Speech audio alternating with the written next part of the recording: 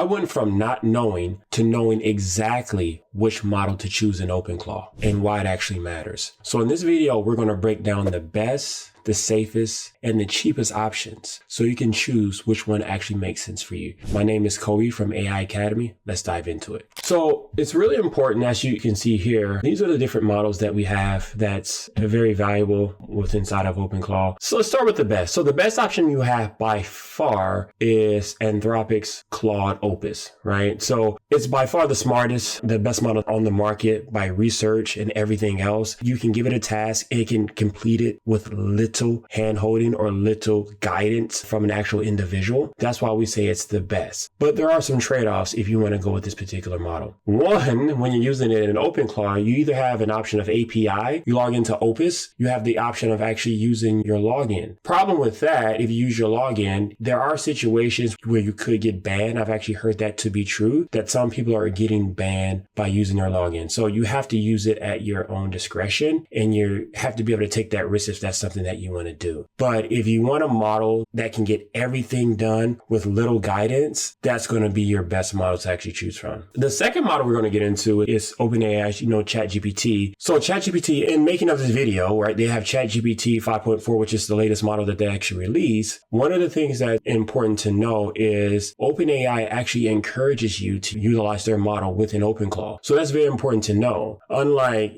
Claude, where you might get banned, this is a very safe and solid way where you can get in, play around with OpenClaw, but there are some trade-offs like there is with everything else around here. So the trade-offs that you're going to have with this particular one is it's not going to complete its many tasks without a lot of guidance. You're going to have to use a lot of guidance with this one, but in regards to actually having a safe way of actually doing it, I would say minimum money actually put into it. This is going to be a solid option. Only your $20 plus account that you're utilizing from OpenAI would actually get the job done when you can actually get in and start playing around with this particular model. So now that we talked about those, there are some other models that you can choose from. You have your MiniMax, your Moonshot. These are some of the Chinese models that you can choose from. Please understand, if you do utilize these models, this allows you to get in there again and start playing around with the software, but you are going to lose a lot of the value you have with a ChatGPT and a Claude, for the simple fact these models is going to require you to have a lot more, guidance with them, many more errors you're going to,